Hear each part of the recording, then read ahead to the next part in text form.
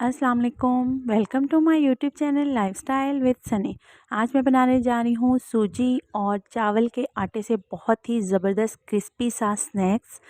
बहुत ही मज़ा आएगा आपको। ये इफ्तारी के टाइम में आप खाएं। बहुत ही यूनिक सी रेसिपी है। तो चलिए हम स्टार्ट करते हैं। यहाँ पर ये तमाम इंग्रेडिएंट्स मैंने ले लिए हैं। मैं साथ साथ इसकी क्वांटिटी आपके साथ शेयर करती रहूँगी। और सबसे पहले हम यहाँ पर जो है वो हल्की आंच पर कढ़ाई में ऑयल डालकर कढ़ाई को गरम कर लेते हैं। इसमें ऑयल जब तक गरम होता है हम अपना मिक्सचर तैयार कर लेते हैं। यहाँ पर मैंने एक बॉल लिया है। इस बॉल में सबसे पहले मैंने 2 अदद मीडियम प्याज लिए हैं, जिससे मैंने बिल्कुल बारीक लच्छे की शक्ल में काट लिया था। और यहाँ पर मैंने 3 मीडियम साइज़ के ही आलू लिए हैं। आलू को मैंने बिल्कुल बारीक सी कटिंग कर ली है, चिप्स की तरह। जैसे आप फ्राइज़ बनाते हैं इस तरह की आपने बारीक लंबाई में कटिंग कर लेनी है।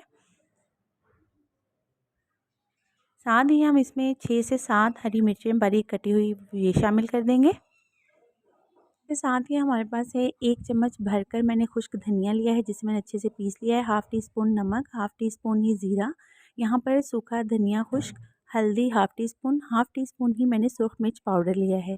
यहाँ पर जो है वो साबुत खुश्क धनिया बहुत इम्पॉर्टेंट है। ये इससे स्नैक्स में से जो है वो बहुत ही ज़बरदस्त इसकी खुशबू आएगी। यहाँ पर आधी प्याली मैंने यहाँ पर बेसन की ली है, ये इसमें शामिल कर देंगे।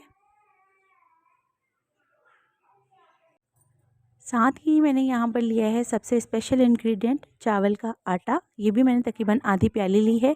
इससे देखिएगा ये कितना ज़्यादा क्रिस्पी बनते हैं। आप इसी तरह से इसे पकोड़े भी बना सकते हैं, कोई भी स्नैक्स तैयार कर सकते हैं।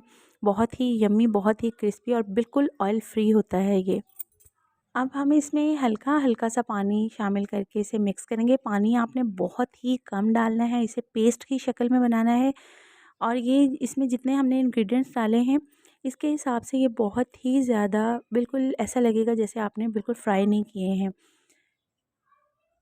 ये देखिए हम बिल्कुल थोड़ा सा पानी इसमें शामिल करके इसका एक पेस्ट सा तैयार कर रहे हैं। मैं आपको इसकी फ़ाइनल लुक चेक करवाती हूँ। ये देखिए हमारा बहुत ही ज़बरदस्त इस तरह का ये पेस्ट तैयार हो जाएगा।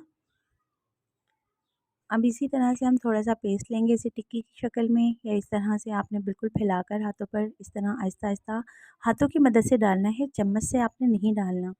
ये देखिएगा कितने क्रिस्पी, कितने खस्ता ये हमारे स्नैक्स तैयार होंगे।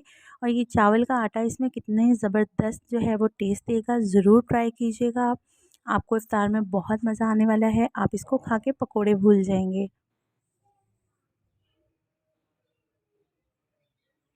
देखिए हमने काफ़ी ज़्यादा इसमें डाल दिए हैं और अब हम इसे तकरीबन 5 से 7 मिनट के लिए नीचे से पकने देंगे हल्की आंच पर। और साथ ही हमने हल्का सा चम्मच से इसे इसकी साइड चेंज कर देनी है। ये देखिए अभी से इसकी लुक कितनी खूबसूरत लग रही है और बिल्कुल मज़ेदार से हमारे स्नैक्स रेडी हो रहे हैं।